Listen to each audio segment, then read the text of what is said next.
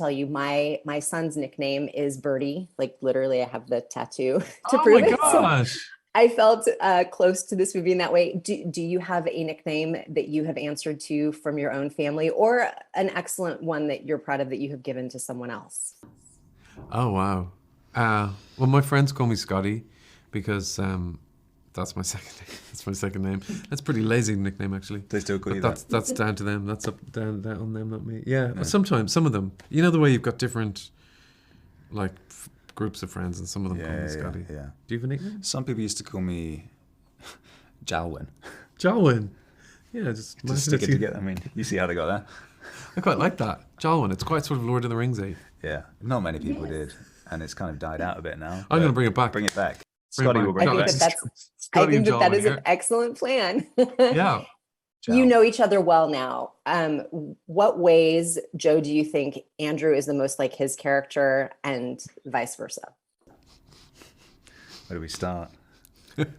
Well, he's a terrific sword fighter, a heavy drinker, Lazy. loves a robe, lazy, forgetful.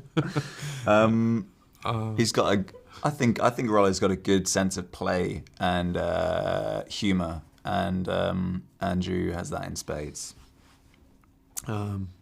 Thanks, Joe. You're welcome. Thanks, Joe. Scotty. Thanks, Joe.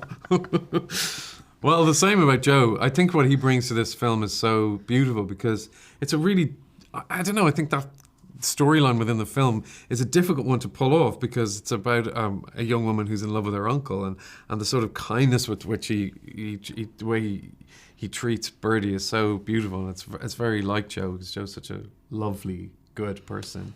But that's a really difficult thing to pull off, I think, you know, because it's a very different world than the world we live in now. And I find that one of the most moving scenes when George talks about coming from the Crusades and sort of admits to who he really is as a person. It's a lovely, I don't know, it's just heartbreaking. I find it really beautiful because they come to a sort of almost like an adult understanding. She moves from being a child to having a sort of an adult understanding of this hero that she once loved and now loves in a different way. It takes real skill, that.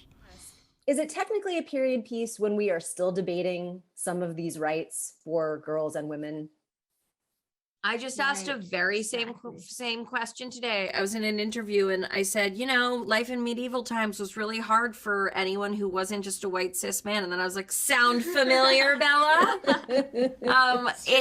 It's pretty wild to think that it's, you know, 1,000 years later and we're still asking the same questions, sometimes even more cruelly. And especially, you know, in the US where we're from, it's a pretty rough moment. And I think the only thing that gives me hope is how many people, particularly young people, and not just women, but people of all sexuality, gender, you know, gender identities are pushing back and saying, no, we're not doing this. And while that may take a moment for its effects to take root, it gives me a lot of hope.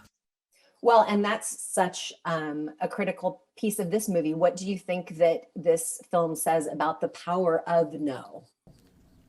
It says everything, doesn't it?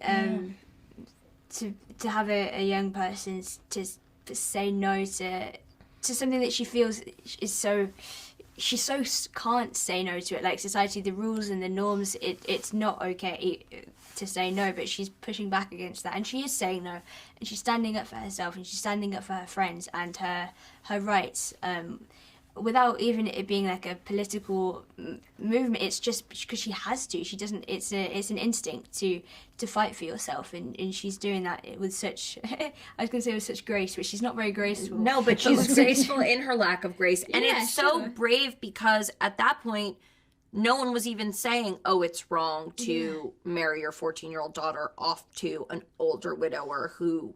You know, who is many, many times their age and they don't know. Like no one was even announcing that was wrong. So to be in a culture where everyone's basically telling you you're crazy for pushing back on this, and yet you know inside of yourself that everyone else is wrong and you are right, like that takes a special kind of bravery. There is also, there's a lot of gravity to the film, but there's also so much humor and joy. Who was most likely to crack everyone else up on the set?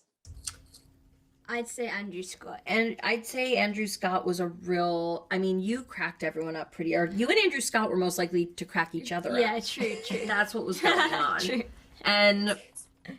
And then, you know, there were moments with every character where they had me laughing aloud behind the monitor, but I would say consistently every day, Bella and Andrew brought the giggles. Yeah, and sometimes couldn't get rid of them.